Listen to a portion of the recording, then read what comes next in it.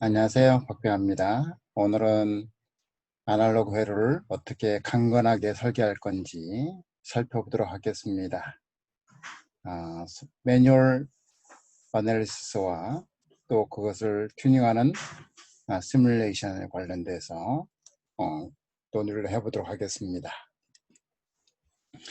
자, 여러분이 아시는 것처럼 이제 모든 플랫폼은 이제 SOC로 가고 있고, 그 플랫폼 SOC는 이제 딥선 마이크를 채용하게 됐습니다. 현재 7나노, 이제 앞으로는 5나노, 또 그 이상 딥선 마이크로 가겠죠. 그래서 우리가 크게 플랫폼이 여러 가지가 있지만 가장 핫한 부분이 이쪽 이제 모바일 쪽에 모뎀과 CPU 베이스 애플리케이션 프로세서와 또 데이터 센터나 이런 모든 부분에 뉴럴 프로세싱, 즉 인공지능 엑셀레이트나 인공지능 처리 IC들이 이제 핫한 이슈가 되겠습니다. 그 다음에 이제 모든 걸 디스플레이하고 디스플레이하는 IC가 또 있겠죠. 예, 그 다음에 센서하는 쪽이 있고요. 이러한 모든 것을 이제 연결해야 되기 때문에 모든 시스템은 와이어라인이든 와이어리스든 커넥티비티를 서포트를 합니다. 커넥티비티 쪽이 있을 거고요. 굉장히 커넥티비티도 밴드위스 넓고 이제 스피드가 빨라지는 것이요. 그러다 보니까 SOC든 뭐든 이러한 액티비티의 타이밍을 맞추기 위해서 타이밍 컨트롤 클락이 굉장히 중요하게 되고요. 자, 이러한 데이터들이 이제 메모리에 저장되고 메모리에 있는 데이터를 가지고 처리를 하기 때문에 메모리 시스템이 굉장히 중요합니다. 자, 그래서 이 모든 것들에 파워를 공급하고 이제 특히 모바일 같은 경우는 배터리 라이프를 오래 가기 위해서 이제 파워를 매니지먼트를 해주지 공급해 주는 것뿐만 아니라 파워를 매니지먼트 해야 되기 때문에 파워 매니지먼트 혹은 파워 모듈이 굉장히 중요하게 됐습니다. 특히 AI 엑셀레이터, AI 프로세서들의 파워를 보면 수십 와트 이렇게 먹기 때문에 굉장히 이제 파워를 어떻게 굉장히 안정적으로 딜리버 할 건가. 이제 파워 딜리버리 네트워크 설계가 굉장히 중요해진 것이죠.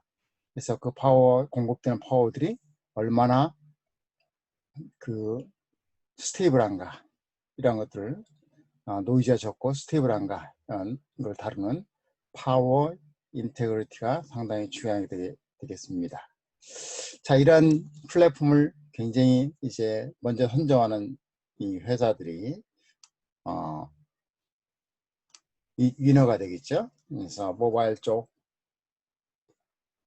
그 다음에 요새 핫 이슈가 있는 오토모티브, 커넥티드 오토모티브, 뭐 자율주행이 언제 될지는 모르지만 뭐 완벽하게 되지 않더라도 이제 그 기존보다는 상당히 편한 운전이 될 겁니다. 그런 게 이제 하드웨어 베이스에 소프트웨어 올라가는 거로 될 거로 보고요. 그 다음에 기기를 연결하는 IoT 이런 것들 굉장히 핫할 거로 봅니다.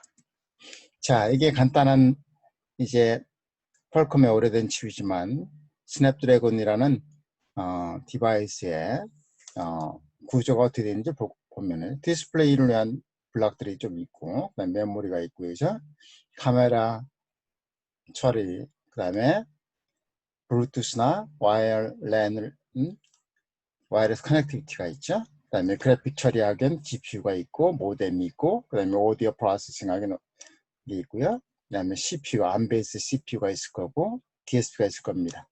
자, 여기에 이제 이런 굉장히 큰 많은 트랜지스터의 디지털 속에 이제 믹스드 시그널들이 있습니다. 데이터 컨버터가 있겠죠. 데이터 컨버터가 있을 거고, 그다음에 클락을 맞춰주는 페이스 락 루프와 딜레이 락 루프가 있을 겁니다. 각종 이제 와이어라인 I/O, 그죠?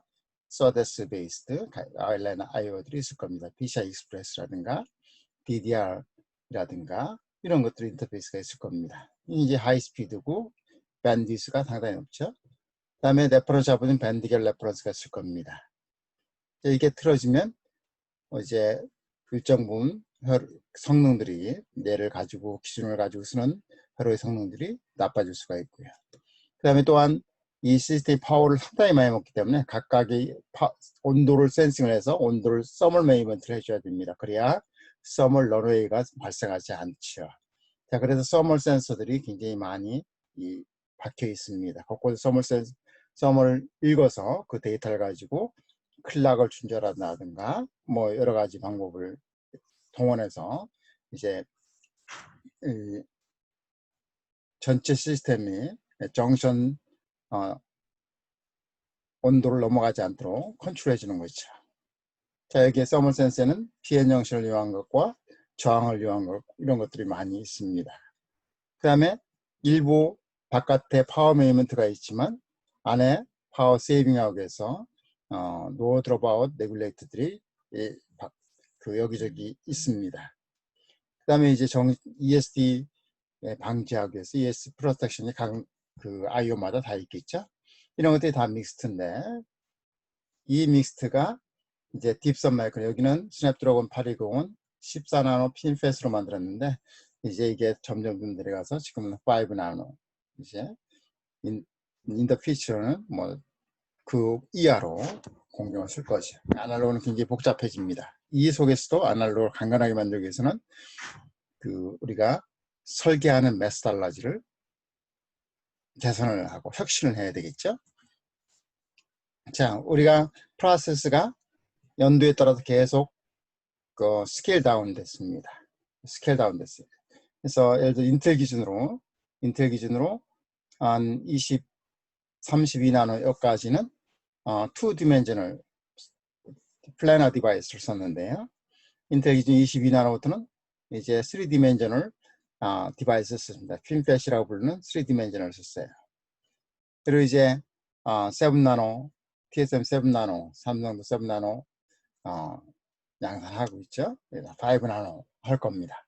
자, 이렇게 스케일 다운 하는데요. 굉장히 스케일 다운해서 이렇게 스케일 다운 되는 건 매년 18개월마다 2배씩 뭐 들어간다. 이게 인텔 창업자인 무어가 말한 건데 이제 이 법칙이 조금 슬로우 다운 됐더라도 아직도 이제 한 칩에 넣는 거 외에 뭐 패키지 안에 멀티칩을 넣는다든가 또 이제 지금은 뭐냐면 칩릿 개념으로 해서 각각 디바이스 투 디바이스 인터페이스를 뚫어서 그걸 연결하는 방법이라든가 이런 거로 해서 실리콘 하나로 안 되면 이제 여러 개로 방법을 써서 많은 기능을 한 패키지에 집어넣는 작업을 합니다. 이런 일을 하는 게 뭔가요?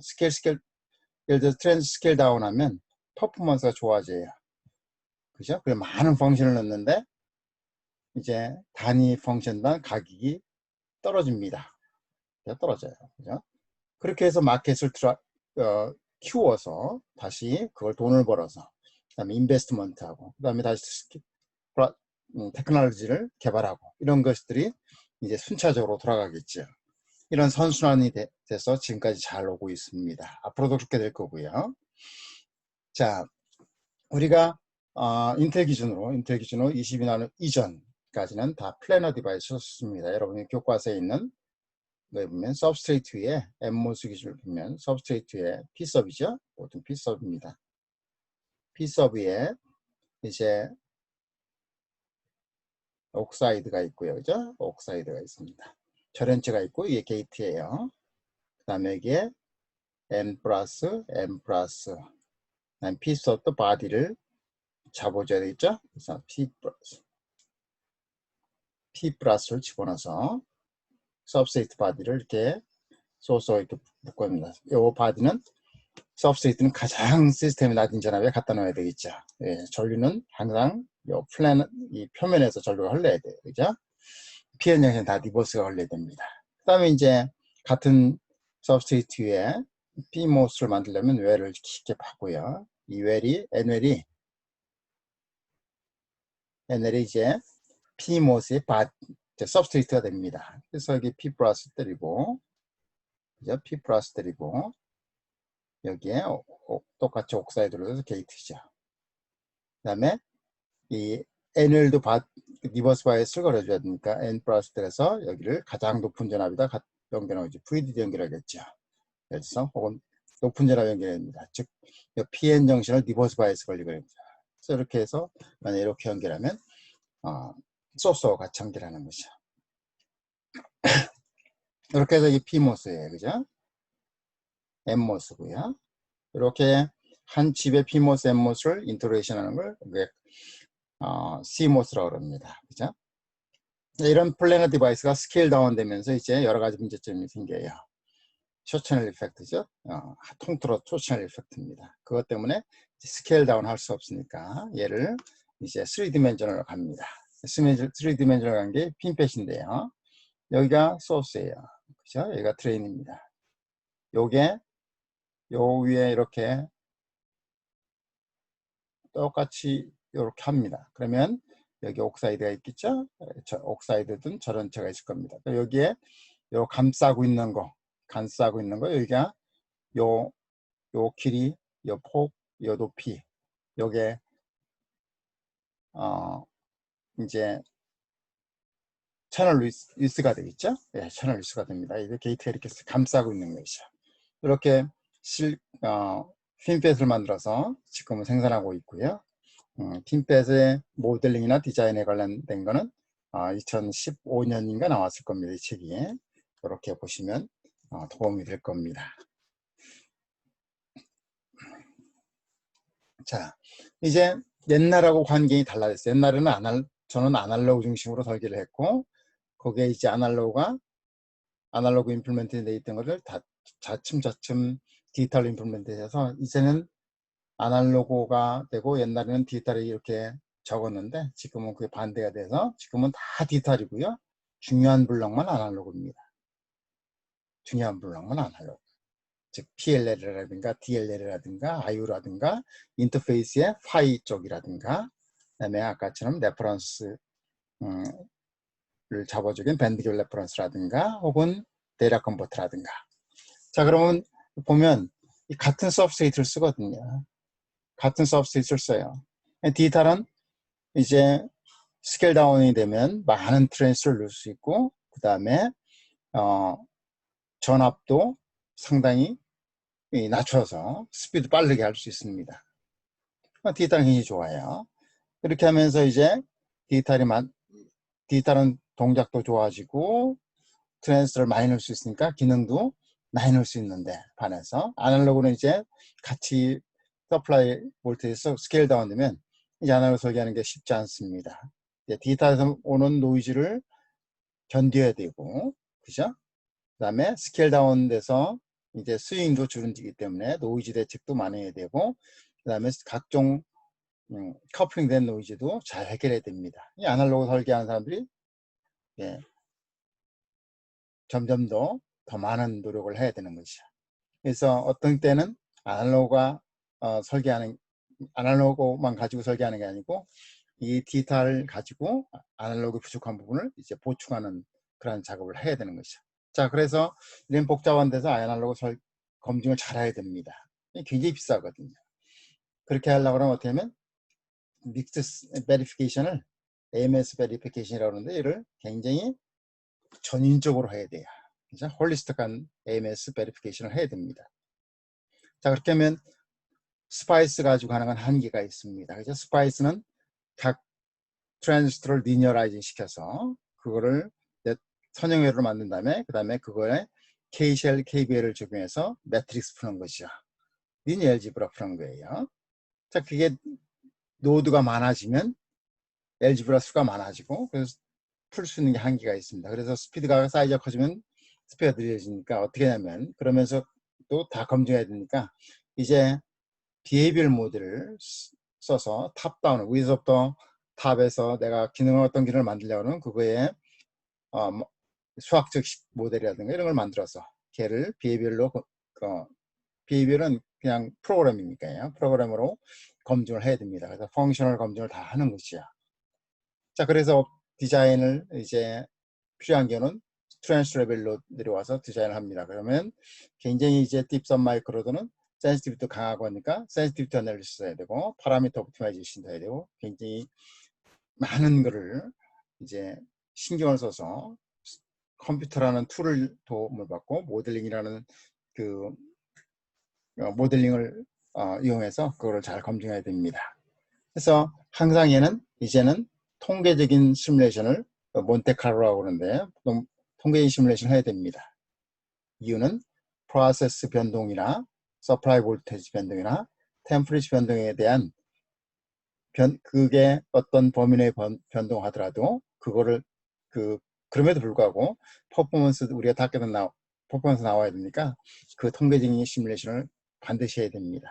그 다음에 이제 양산을 한다고 그러면 양산을 하면 이 디바이스를 내가 쓴 게 적어도 그 프로세스가 보장하는 신뢰도를 만족하는지를 이제 시뮬레이션 단계에서부터 해야 됩니다. HCI 시뮬레이션이라든가 MBTI 시뮬레이션 이런 것들을 이제 시뮬레이션을 해야 되는 것이죠. 자, 그렇게 해서 탑다운을 해야 됩니다.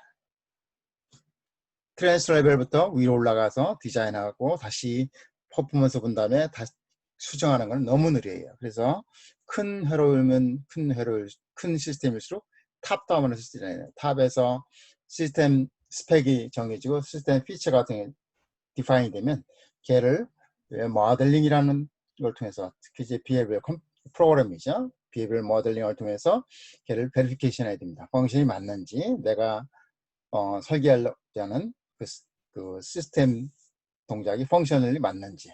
그래서 그 디지털은 여러분이 아는 것처럼 벨로그로 하고요. 아날로그도 벨로그 A로 모델링해서 같이 이제 돌려야 됩니다. 그래서 이제 펑션이 검증이 다 끝나면 이제 믹스 레벨에서 내려와서 필요한 부분은 트랜스 레벨로 바꾸는 것이죠. 트랜스 레벨로 바꾸는 겁니다. 트랜스 레벨 바꾸고 아직 덜 중요한 것들은 그냥 모델링으로 갖다 놓는 거예요.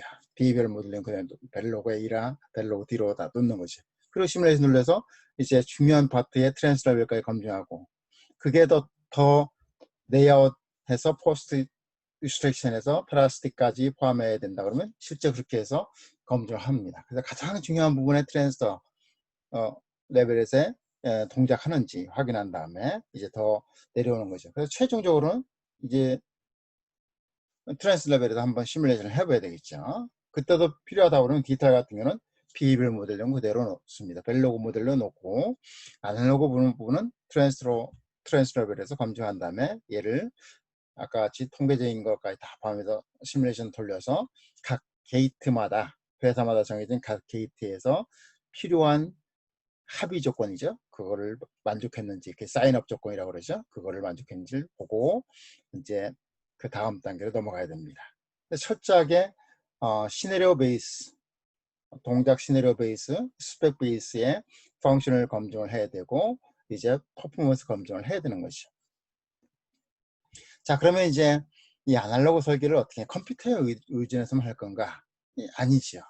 그러면 에러가 나거나 뭐 나면 이게 발견할 수가 없습니다. 아날로그는 반드시 이제 매뉴얼로 계산해서 내 회로의 어느 부분이 가장 중요한지를 인지를 하고 그걸 파이널 튜닝은 컴퓨터로 하는 겁니다. 자, 그러면 우리가 간단하게 쉽게 하기 위해서 트랜스터의 식은 옛날 교과서에로 나와 있는 것처럼 이렇게 트랜스터의 IDS 커런트는 세츄레이션 영역에 있을 경우에는 VGS의 스퀘어로 컨트롤된다 이렇게 알고 있죠. 롱 채널의 경우에 COX, WL 그 다음에 VGS-VTH의 스퀘어로 변합니다. 이걸 스퀘어로라고 그래요. 자, 얘는 아주 롱 채널, 아주 굉장히 큰 티어의 대략적인 게이트 소스 전압에 의해서 드레인 소스 간의 전류가 어떻게 되는지를 표현해 주는 거예요. 이걸 스퀘어로라고 하는데 얘는 실제 디바이스하고 스케일 다운된 디바이스는 너무나 달라요. 너무나 다릅니다. 그럼에도 불구하고 이 매뉴얼로 하는 거는 그래도 이 매뉴얼로 하면 무슨 파라미터가 중요한지를 알 수 있는 거예요.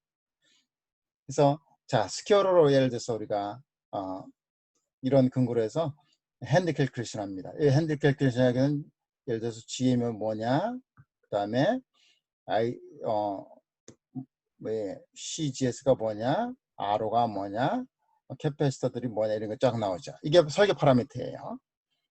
그죠? 그걸 계산해서 우리가 스펙에 맞도록 핸드 캘큘레이션 한 다음에 서킷을 만들어서 거기에 대한 서킷을 만들어서 시뮬레이션 합니다. 그죠? 시뮬레이션. 이 시뮬레이션은 뭐로 되냐면 굉장히 복잡한 거예요. 우리가 가지고 있는 건 보통 다 BCM 모델입니다. 이 BCM 모델의 버전이 이제 뭐 4냐, 뭐 이제 BCM CMG냐, 핀패스 BCM CMG거든요. 자, 이런 것들에서 사실은 BCM 모델하고 실제 디바이스하고 스퀘어로는 많이 다르기 때문에 실제로 요 스퀘어로 핸드 캘큘레이션에 설계한 거와 이 스파이스 시뮬레이션은 많이 차이 납니다. 그러니까 그 결과가 안 맞으니까 다시 저 위로 가서 다시 이렇게 리피트를 하는 것이야. 그죠? 이러다 보면 이제 사람들이 계산한 게 이제 잘 안 맞네. 그래서 어떻게 하면 이제 계산 안 하고 그냥 스파이스만 하지 이렇게 합니다. 그래서 한번 돌리고 조금 수정하고 한 번 돌리고 조금 수정하고 이렇게 반복적이고 시간 컨슈밍하는 트위킹 방법 조금씩 고치는 거예요. 컴퓨터 맡겨놓고 뭐 다른 일하고 컴퓨터 맡겨놓고 다른 일하고 그래서는 효율적인 회로 설계가 되지 않습니다. 그래서 오래전에 이러한 거를 그러면 어떻게 이 핸들 캘큘레이션 디자인 파라미터를 실제 디바이스하고 맞게 만들 수 있냐, 이런 룩업 테이블 혹은 프리 컴퓨티드 파라미터를 가지고 설계 파라미터를 가지고 만들어요. 자, 어떻게 만드냐? 아까와 똑같은데요. 다른 프로는 똑같은데 우리 BCM 모델 혹은 PSP 모델을 유럽 사람들은 좀 씁니다. 또 우리는 한국 BCM 모델 많이 쓰니까 BCM 모델을 가지고 스파이스를 이용해서 디자인 테이블을 만듭니다. 이게 프리컴퓨터 스파이스 데이터인데 이걸 사람들 룩업 테이블이라고도 부르는 사람도 있고요.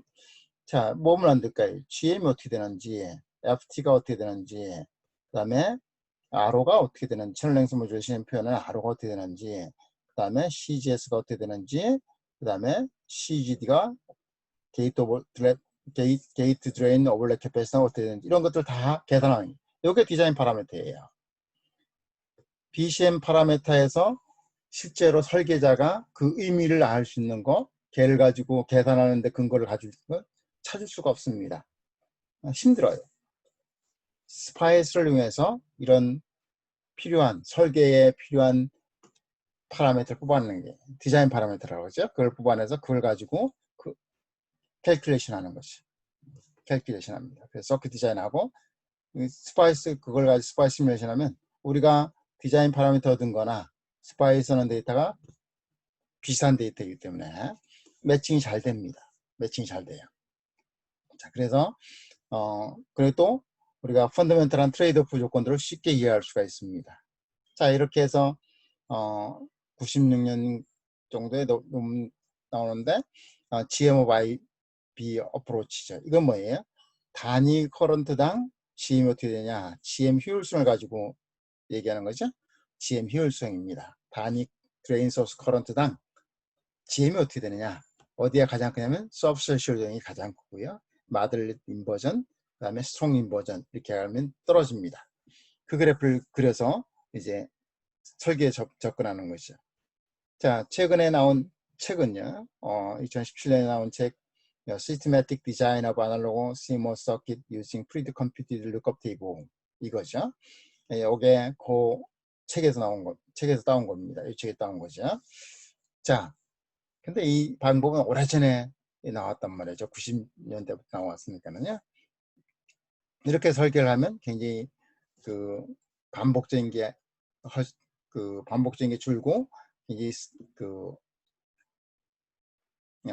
이터레이션이 줄일 수 있는 회로를 설계할 수 있습니다. 자, 그러면 어떻게 디바이스를 캐릭할까요? IP 설계하는 사람은 다 이런 방법을 쓸 텐데요. 방법이 조금 다르지만 우리가 모델 파라미터를 봤습니다. BCM4를 봤던 BCM6를 봤던 핀패처럼 BCM CMG 모델을 봤던. 자, 아까 그 책에 보시면 핀패에 보시면 그걸 설명을 잘 하고 있습니다. 자, 걔를 가지고요. 트랜스터의 유닛 트랜스터, 레퍼런스 트랜스터를 가지고 얘를 룩업 테이블을 만듭니다. 예를 들어서 채널 랭스, VGS, VD 이런 걸 조절하면서 저 뽑는 거죠. 예, 아이디도 보고, VTC 보고, VGS 보고, CGS 이런 거 다 뽑습니다. 디자인 파라미터를 뽑는 거예요. 굉장히 복잡한 모델. 이 모델 속에는요, 실제 피지컬 파라미터도 있지만 실제 매저한 거하고 계산한 거 맞추기 위한 피팅 파라미터도 있어요. 가상적인 파라미터도 있습니다. 그러니까 그 복잡한 거에서 우리가 디자인 스파이스를 통해서 디자인 파라미터를 뽑아내는 게 GM이었고 이런 거. 그걸 필요하면 케이던스로 플러스를 할 수 있습니다. 또 자기가 굉장히 매틀랩을 잘하면 케이던스 매틀랩하고 인터페이스가 되니까 매틀랩으로 그림을 그릴 수가 있죠. 그렇게 하면서 내가 쓰고자 하는 테크놀로지를 정확히 이해하는 거예요. 얘는 이런 얘는 바이어스 어디에서 어떻게 나오고 이런 걸 이해를 하는 겁니다. 그걸 필요하면 커브로 그려놓고요. 자, 그러면 대표적인 게 뭐냐? GM 이피션시예요. 단위 커런트당 GM이 어떻게 되느냐? 그러면 여기에 컨버전, 예를 들어서 게이트 오버드라이브 볼테이지, 그죠? 여기에 GM 오브 ID면 대략 이렇게 됩니다. 이렇게 돼요. 이렇게 가면 어디가 서브스트레이션이고 이게 마드레드이고 이게 스트롱 인버전이에요.